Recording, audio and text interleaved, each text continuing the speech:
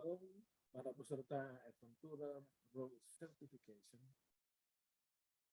Kita bersyukur kepada Tuhan oleh karena pada saat ini kita akan mengikuti materi yang saya akan sampaikan, dan kiranya materi ini akan berguna bagi kita semua yang nantinya kita dapat terapkan di dalam pelayanan kita di saat kita membina adik-adik Adventurer di jemaat-jemaat maupun di klub-klub yang ada di jemaat kita.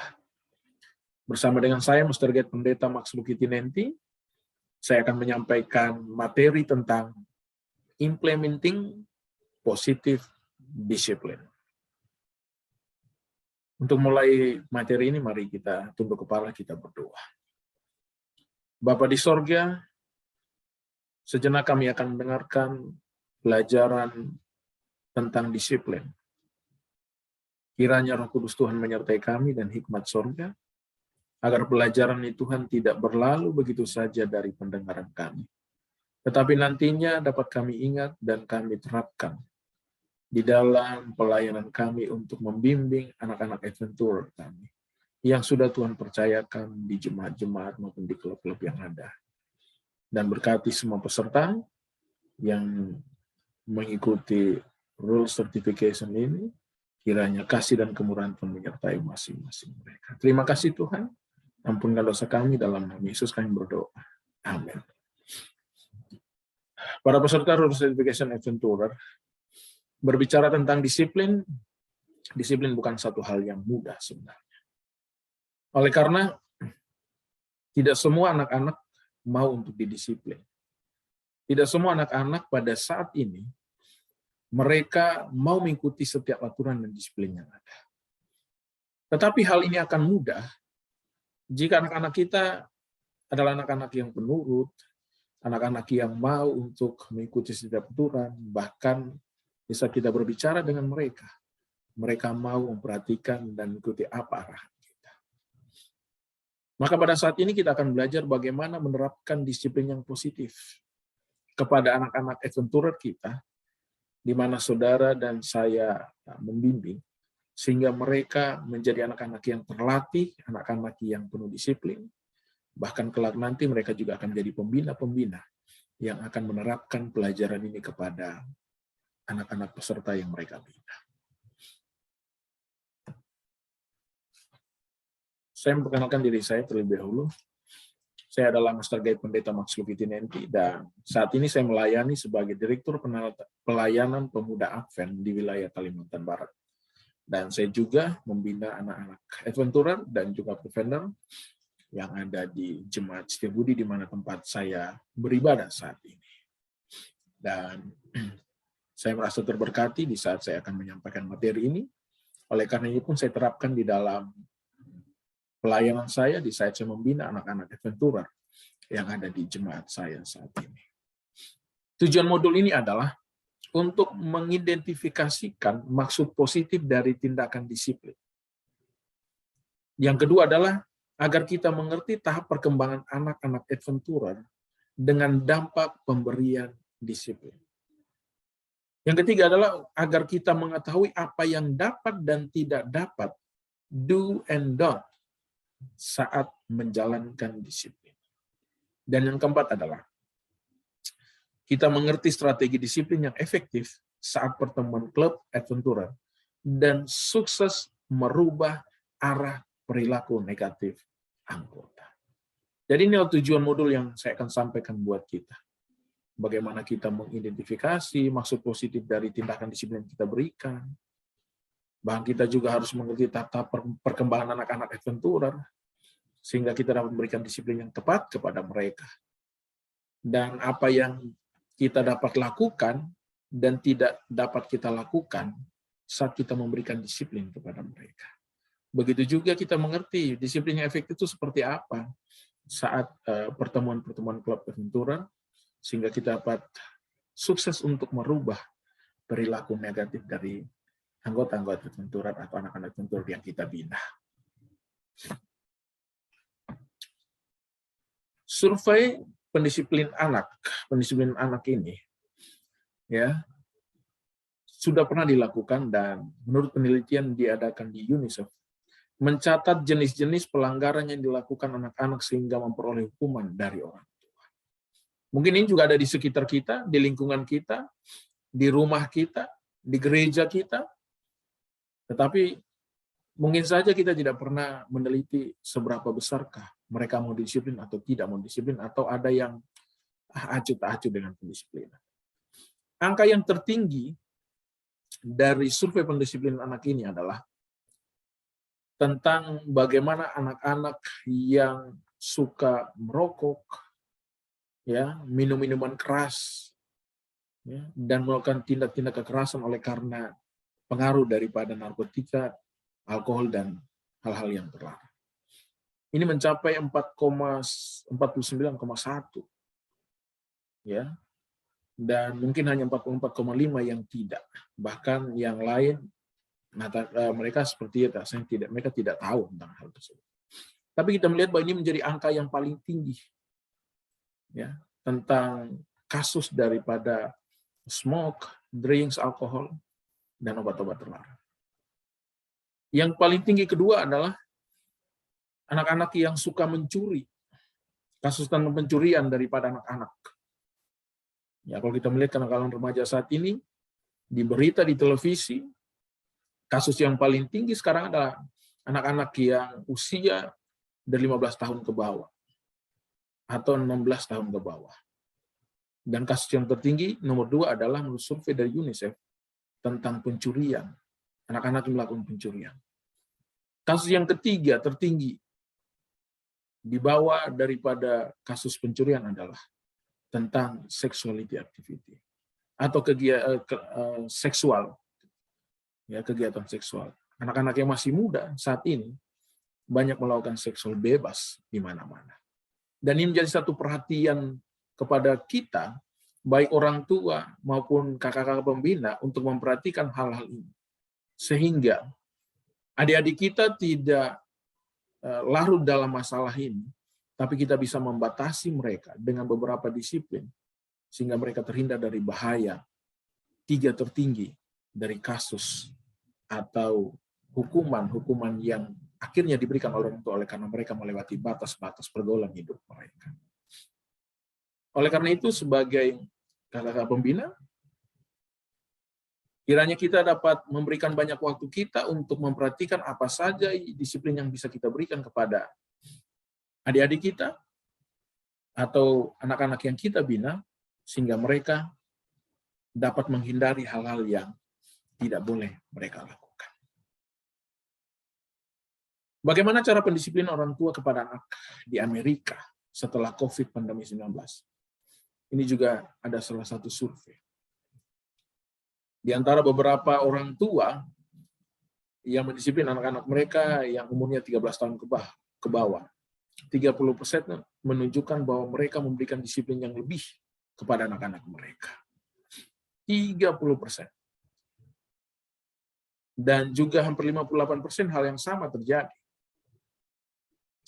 Tetapi 12% para orang tua sepertinya sudah lepas kendali dan mereka tidak memberikan disiplin kepada anak mereka. Apakah mungkin anak-anak mereka sudah tidak terkendali lagi? Tapi akhirnya mereka tidak memberikan disiplin itu. Tapi kita bersyukur masih ada 30% para orang tua yang memberikan perhatian dan memberikan disiplin kepada anak-anak mereka setelah masa COVID pandemi. Karena melihat keadaan kita setelah pandemi ini berlalu, anak-anak sudah mulai kembali beraktivitas sebagaimana biasa. Bahkan mereka menggunakan waktu mereka lebih lagi oleh karena mungkin pada masa COVID mereka terkekang dengan keadaan. Dan mereka mulai beraktivitas seperti biasa dan mungkin waktu mereka tidak terkontrol oleh karena mereka ingin untuk bergaul kembali dengan teman-teman. Nah, bagaimana disiplin untuk klub adventurer? Kalau kita melihat survei-survei tadi, maka kita harus melihat bagaimana yang harus kita lakukan, apa yang kita lakukan di saat kita menerapkan disiplin untuk anak-anak kita di klub adventurer. Salah satu cara terbaik untuk mencegah masalah disiplin adalah dengan membuat adventurer sibuk dan mengerjakan tugas. Ini mungkin salah satu cara yang terbaik bagaimana kita membuat anak-anak adventurer ini agar mereka tidak bermasalah dengan disiplin. Di saat anak-anak itu sibuk dan mengerjakan tugas, saya yakin mereka akan fokus, mereka akan melakukan kegiatan mereka, dan mereka akan membuat waktu mereka dengan baik sehingga harus selesai tugasnya. Dan ingat, Anda ada di sana untuk membantu anak-anak dan keluarga mereka belajar mengasihi Yesus. Oleh karena itu, penting bagi Anda untuk menjadi teladan cinta, kesabaran, dan bersikap ceria. Anda ingin klub adventurer menjadi pengalaman yang menyenangkan bagi semua orang. Coba lagi untuk menjaga selera humor dan kasih sayang Anda bahkan ketika perilaku seorang adventurer sedang bermasalah. Nah, disinilah kita sebagai kakak-kakak pembina, kita harus mencoba untuk mencari jalan bagaimana kita menerapkan disiplin yang baik kepada anak-anak didik kita. Ya, kita harus membantu anak-anak agar mereka belajar mengasihi Yesus. Di saat mereka sibuk untuk mengerjakan tugas mereka, kita arahkan mereka agar mereka bisa menjadi teladan cinta, kesabaran, dan bersikap ceria. Dan kiranya kita dapat membuat suasana di klub adventurer itu menjadi satu klub yang menyenangkan bagi semua orang. Bahkan mereka hadir di sana, mereka merasa nyaman, mereka merasa bahagia. Dan ingat, bahwa anak-anak itu biasanya mudah untuk bosan, maka kita harus membuat hal-hal yang mungkin berupa humor, tapi yang sesuai dengan yang mereka inginkan. Sehingga mereka dapat melihat ada keceriaan, ada kenyamanan, bahkan di tengah-tengah anak-anak yang mungkin sedang bermasalah dengan disiplin. Kita juga harus bisa mendekati mereka. Sehingga mereka merasa bahwa, oh, saya lagi di lingkungan yang enak. Dan akhirnya, disiplin itu bisa berjalan dengan baik. Baik disiplin waktu, dalam mengerjakan tugas, ataupun apa yang kita bisa berikan kepada mereka sebagai satu disiplin. Inilah yang bisa kita terapkan dalam disiplin di klub adventurer. Do, untuk proses pendisiplinan anggota klub adventurer. Ada 4 hal yang dapat kita lakukan untuk proses pendisiplinan bagi adik-adik kita di klub adventurer. Yang pertama, gunakan keheningan. Hentikan apa yang Anda lakukan dan tetap diam sampai fokus mereka kembali pada Anda. Ya, kita bisa melihat bagaimana di saat kita mendidik atau bergaul dengan anak-anak adventurer. Apalagi umur mereka di bawah, mereka lebih suka bermain. Mungkin mereka sibuk dengan kegiatan mereka sendiri. Bahkan kadang-kadang mereka tidak terkontrol dalam suara. Oleh karena itu, bagaimana cara kita mengembalikan fokus mereka? Kita menggunakan waktu keheningan. Kita terdiam sejenak. Ya. Kita diam sejenak, kita coba fokus. Dan kita coba melihat mereka, agar mereka dengan terdiamnya kita, mereka coba kembali untuk terdiam dan fokus kembali kepada kita di saat kita membimbing mereka. Mungkin ini dapat kita lakukan. Karena kalau kita mungkin berbicara terus, maka mereka pun akan lebih banyak berbicara. Tapi saat kita terdiam, kita coba menghentikan kegiatan kita coba melihat mereka, maka mereka akan kembali fokus kepada kita. Yang kedua, kita membuat kontak mata. Sering kali membuat anak melihat Anda adalah cara yang terbaik untuk membuat menghentikan apa yang dia lakukan dan fokus pada Anda. Ya, mungkin kita pernah mengajar ada adventurer, ya, kita melihat bagaimana kalau mereka sedang sibuk, mereka akan sibuk dengan kegiatan mereka. Tapi untuk mengembalikan fokus itu mereka kepada kita harus membuat kontak mata, kita dekati, kita lihat, kita perhatikan dia. Dan di saat kita memperhatikan dia, maka dia pasti akan berhenti dengan kegiatannya, dan dia akan fokus kembali dengan kita. Karena kalau kita tidak memberikan perhatian khusus pada dia, maka dia akan fokus dengan permainannya, kegiatannya, atau dengan temannya. Tapi kalau kita memberikan waktu khusus kepada dia, kita memberikan kontak mata, kita memperhatikan apa yang dia kerjakan, maka dia pun akan memberikan perhatian itu kepada kita, bahkan dia akan sampaikan apa yang sedang dikerjakan.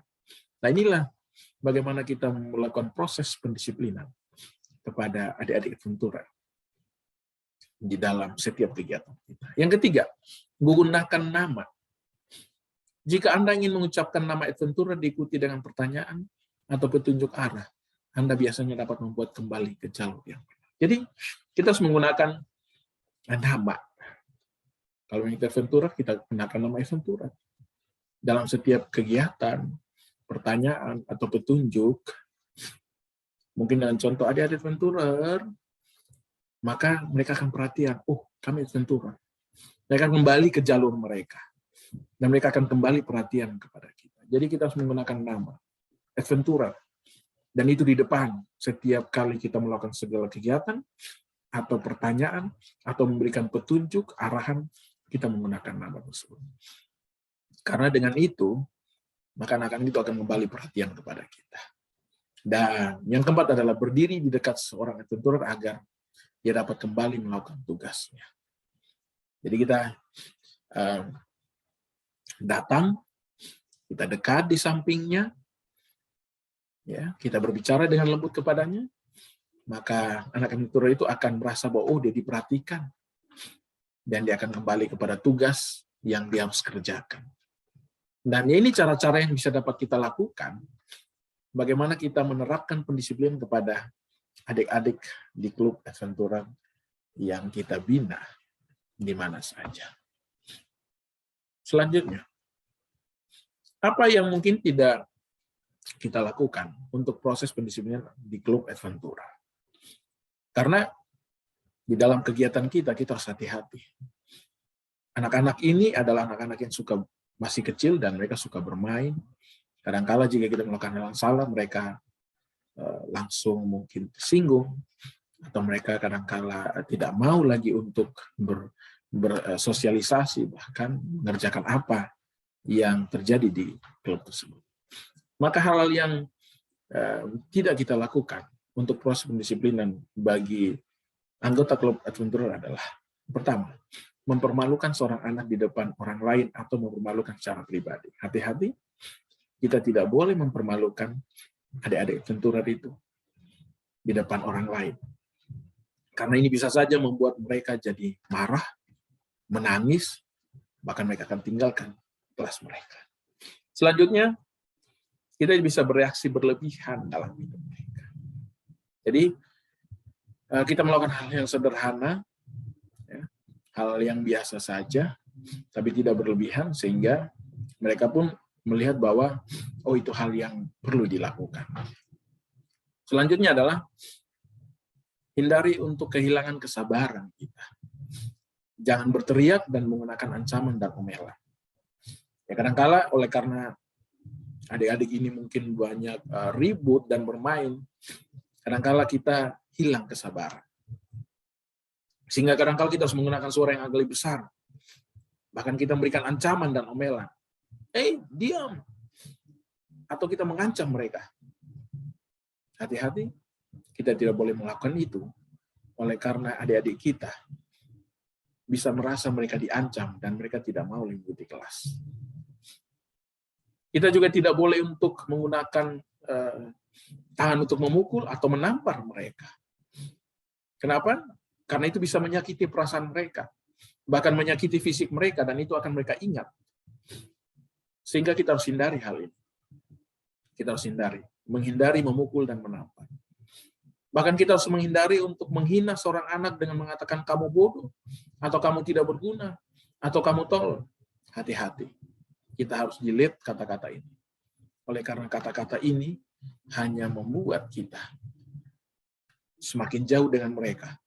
Bahkan anak-anak ini akan merasa diri mereka hina, tidak berguna, oleh karena kata-kata yang kita ucapkan. Kita tidak boleh menggunakan sarkasme atau kata-kata yang menyindir. Hati-hati. Jangan menggunakan kata-kata yang menyindir, karena meskipun masih kecil, mereka punya perasaan, mereka juga peka. Oleh karena itu, jangan sampai kita menyindir mereka. Apa yang mereka lakukan, mari kita perhatikan, mari kita puji mereka, bahkan kita hargai, sehingga mereka rasa terbangun dalam jiwa mereka. Dan kita tidak boleh membanding-bandingkan anak-anak. Tidak boleh membandingkan satu dengan yang lain. Mungkin karya mereka ada yang bagus, ada yang tidak. Hati-hati, kita tidak boleh banding-bandingkan satu dengan yang lain, oleh karena jika yang membandingkan, mereka merasa kecil diri, rendah diri, dan itu membuat mereka tidak akan bangkit dari setiap kehidupan mereka. Kita tidak boleh memberikan label pada anak-anak, apapun itu. Kita tidak boleh menuntut rasa hormat, dan rasa hormat itu diperoleh, tidak boleh. Biarkanlah mereka mengerjakan setiap hal itu dengan baik. Dan kita hargai mereka. Kita tidak boleh menuntut lebih, atau menuntut mereka untuk menghargai kita sebagai pembina. Tapi biarlah kita bergaul dengan mereka, merendahkan diri dengan mereka, sehingga mereka merasa bahwa kita adalah teman dan sahabat mereka. Bahkan kita harus bisa merasa bahwa kita adalah bagian dari mereka. Dan kita tidak boleh mengharapkan anak berperilaku seperti orang dewasa, karena mereka masih anak-anak. Jadi biarlah mereka hidup sebagai seorang anak-anak, meskipun nanti mereka akan masuk ke jenjang remaja dan dewasa. Tapi biar di tahap itu, mereka berperilaku seperti apa yang mereka miliki. Sehingga mereka merasa nyaman, mereka bisa melakukan dengan enjoy, bahkan saya yakin mereka akan bertumbuh dengan baik di kelas-kelas yang sedang kita bina. Itulah mungkin hal yang tidak perlu kita lakukan atau jangan kita lakukan dalam proses pendisiplinan, sehingga anak-anak ini merasa bahwa mereka sedang dituntun untuk menjadi lebih baik dalam kehidupan dan tabiat mereka. Selanjutnya, kita pun perlu melatih disiplin untuk anak-anak dari usia balita. Kadang-kadang kita pikir mungkin, anak-anak ini masih kecil. Apakah mereka butuh untuk didisiplin, mendapatkan disiplin? Oh, mereka juga butuh disiplin. Bahkan saya pernah dengar beberapa pelajaran bahwa anak-anak bukan saja dari bayi, dari kandungan pun mereka sudah diajar untuk jadi lebih baik. Oleh karena itu, di saat mereka hidup, mereka sudah ada di lingkungan kita, dari balita kita sudah menerapkan disiplin itu sedikit demi sedikit, dengan cara yang terbaik, agar mereka sudah mulai tertata hidupnya. Ada 9 hal yang bisa kita buat dalam cara melatih disiplin bagi anak balita. Yang pertama, menerapkan aturan. Cara terbaik untuk meletakkan dasar disiplin adalah membuat sebuah aturan di rumah terasa sederhana dan jelas. Jadi kita buat aturan yang sederhana di rumah kita. Disiplin yang sederhana. Itulah cara kita meletakkan dasar disiplin di rumah. Contohnya, kita tidak boleh memukul. Ya, tidak, kita katakan bahwa tidak boleh memukul, atau kita katakan tidak boleh naik ke meja ya. Inilah bagaimana kita menerapkan. Karena ini kata-kata sederhana, dia tahu bahwa tidak boleh memukul. Ini meja tidak boleh naik, karena mungkin dia tidak mengerti apa itu bahayanya. Tapi di saat kita mengatakan itu, dia belajar untuk mengerti apa yang tidak boleh dilakukan. Menangani perilaku buruk. Pilih hal-hal apa saja yang mau Anda. Pilihlah hal apa saja yang mau Anda masalahkan. Putuskan apakah suatu reaksi yang Anda lakukan itu perlu dilakukan. Jadi waktu kita memberikan disiplin, melatih, ya, kita melatih bagaimana supaya membatasi perilaku buruk dari anak-anak tersebut. Jadi kita identifikasi perilaku masalah apa saja yang perlu kita menjadi masalah, dan kita putuskan apa reaksi kita yang perlu kita lakukan terhadap anak-anak balita tersebut. Karena itu menentukan bagaimana kita bisa mengarahkan dia nantinya. Yang ketiga, katakan tidak. Jika anak melakukan kesalahan seperti memukul temannya, katakan segera dengan tegas, tidak boleh memukul. Jika anak sudah lebih besar, Anda juga meminta dia untuk meminta maaf. Ya, kita bisa melihat pergaulan anak-anak itu kadang-kala mereka ceroboh, tanpa sadar mereka pukul temannya. Maka kita harus mengatakan dengan lembut, dengan tegas, katakan dengan tegas. Tidak boleh mukul, tapi dengan cara yang lebih santun, ya, supaya nanti anak-anak ini merasa bahwa mereka tidak boleh melakukan hal tersebut. Dan jika anak-anak kita sudah lebih besar, kita ajarkan mereka supaya mereka minta maaf. Karena ini perilaku yang baik. Dan mereka merasa bahwa minta maaf itu adalah kata-kata yang baik yang harus mereka lakukan terhadap kesalahan yang mereka berbuat. Selanjutnya kita buat konsekuensi. Carilah konsekuensi yang berpengaruh terhadap anak. Ini bisa saja mengambil atau menahan satu hal istimewa yang dia miliki, atau minta dia melakukan sesuatu yang dia tidak suka. Jadi, di saat mereka melakukan kesalahan, kita harus melihat konsekuensi apa yang harus mereka dapatkan. Tapi carilah konsekuensi yang berpengaruh terhadap anak tersebut. Mungkin saja ada hal yang kita tahan, hal istimewa yang disukai, tapi kita pegang dulu. Kita tahan, kita tidak berikan. Ya, supaya nantinya dia mau untuk melakukan hal tersebut. Ya mungkin kita punya cara-cara yang lainnya, tapi mungkin cara ini bisa ampuh untuk bisa membuat mereka, anak-anak ini mengerti bahwa mereka tidak boleh lakukan itu. Dan mereka tahu bahwa semua yang mereka lakukan ada konsekuensinya. Terus kita harus konsisten. Oleh karena anak-anak kita menguji kita. Tanpa konsistensi, aturan-aturan akan sangat mudah dirobohkan. Jika Anda teguh, dan pada akhirnya anak itu akan menyadari bahwa tingkah pola yang tidak Anda sukai mempunyai konsekuensi yang dia tidak suka. Jadi jika kita mau membuat konsekuensi, maka kita konsisten. Karena kalau kita tidak konsisten, maka anak itu akan melihat, oh, saya melakukan ini, tapi saya tidak dihukum kok. Nanti kalau saya lakukan lagi besok, pasti hanya ngomong dan saya tidak dihukum, atau saya tidak didisiplin. Jadi harus ada konsistensi. Jadi konsisten kita dengan apa yang kita katakan. Selanjutnya, kita memiliki empati. Tunjukkan kepada anak bahwa Anda tahu perasaannya. Jadi kita tunjukkan kehidupan kita, cara kita. Mungkin dengan kata-kata bahwa mama tahu bagaimana kesal kamu. Atau papa tahu bagaimana kesal, atau kakak tahu bagaimana. Karena dengan kata-kata seperti itu, ya, dia merasa bahwa orang tahu kehidupannya. Atau dia merasa bahwa orang itu menjadi bagian hidupnya. Jadi anak-anak itu akan merasa dia merasa diperhatikan ya, dari segi perasaan dia. Dan memahami bahwa dia dipahami sehingga dia lebih tenang dalam kehidupan. Buat kesepakatan, jika anak tidak juga mau tidur, tawarkan kepada dia apakah lampu di lorong depan kamar tetap nyala. Baginya ini semacam kompromi, tapi Anda tidak terlihat mundur dan lebih kendal. Jadi kita bisa tahu ya bagaimana anak-anak kita atau adik-adik itu, ya kadang-kala mereka mungkin di rumah mereka tidak bisa tidur ya. Bagi yang punya anak mungkin paham. Tapi orang muda mungkin punya adik ya. Bagaimana supaya mereka bisa tidur? Ya kita harus buat kesepakatan. Mungkin harus mati lampu. Atau bukan saja tidur, tapi hal-hal yang lain. Kita buat kesepakatan. Sehingga kompromi itu ya bisa menuntun dia.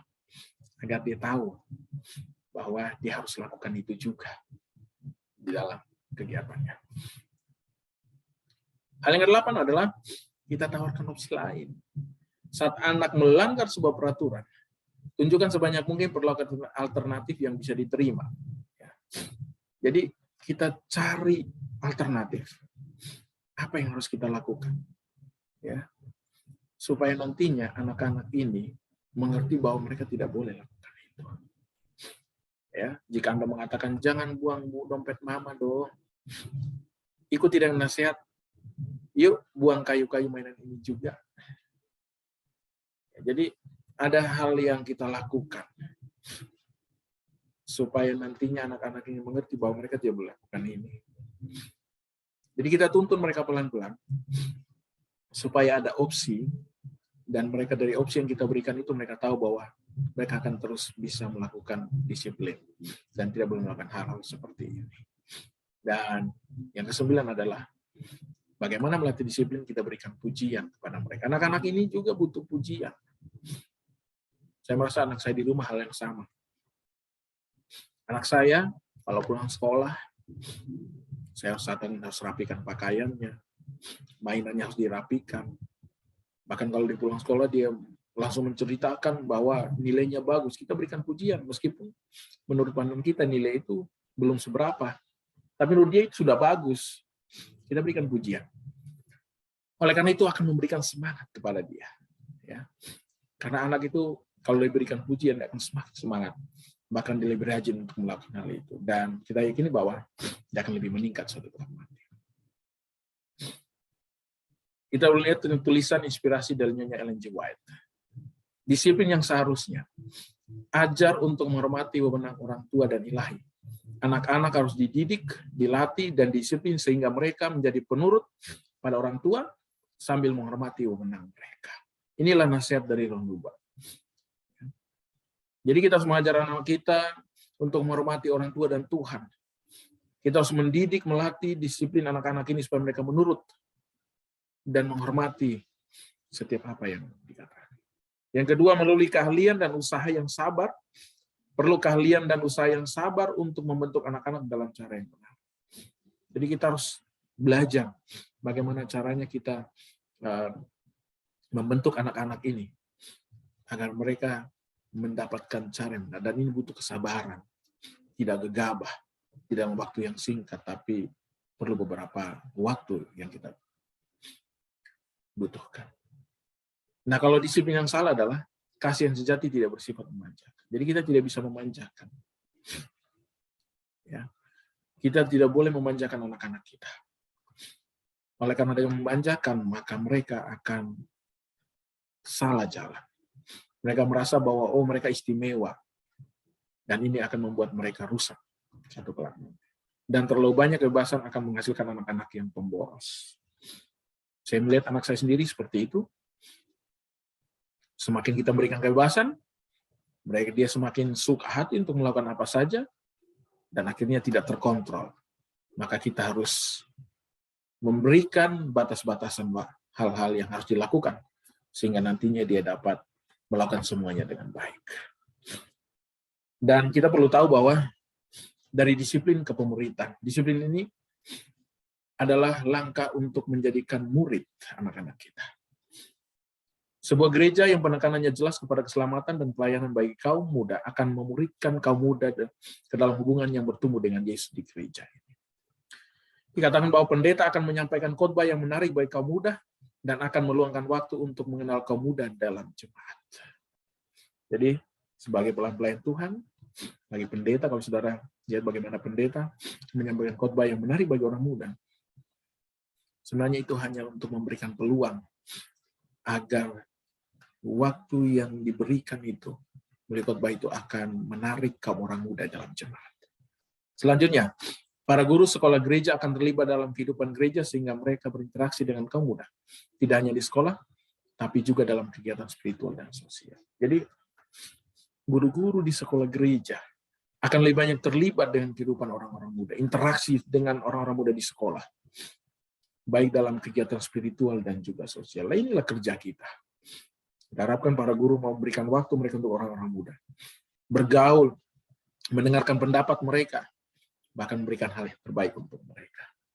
Orang tua akan setia dalam membawa anak-anak dan remaja mereka ke sekolah sahabat, gereja, dan kegiatan terkait, dan akan memberikan masukan ke dalam kegiatan yang direncanakan untuk anak muda mereka. Jadi orang tua punya peran penting juga ya, untuk anak-anak remaja, baik yang di sekolah, sahabat, gereja, dan kegiatan-kegiatan orang muda lainnya. Dan jemaat akan berinteraksi dengan kaum muda secara positif, ramah, dan menyapa mereka dengan antusias, mendoakan mereka, memberikan penguatan positif, sehingga orang muda terlibat dalam program-program gereja, dan mereka jauh dari mengkritik dan menghakimi. Jadi kalau kita berikan perhatian kepada orang-orang muda, pada anak-anak kita, mereka akan lebih rohani di dalam setiap kehidupan mereka, dan mereka melakukan hal yang positif. Ada studi kasus dan diskusi. Ya. Studi kasus yang pertama adalah di sebuah klub ada seorang pembina, seorang anggota pembangun usia 8 tahun. Dia pulang ke rumah sambil menangis oleh karena mendapatkan disiplin karena tidak membawa buku activity, dan memperoleh hukuman yang seharusnya diperuntukkan untuk anak-anak yang berusia lebih tua. Hal ini disebab oleh karena di kelas pembangun dilakukan bersama-sama dengan kelas sahabat di klub Pathfinder. Ini studi kasusnya. Akibat yang timbulkan ada gangguan psikologis terhadap anak tersebut. Sehingga pendisiplinan yang diberikan tidak diterima. Dan akibatnya juga adalah kehilangan kepercayaan orang tua, sehingga di depannya dia tidak mau lagi mengizinkan anaknya untuk ikut kelas adventure.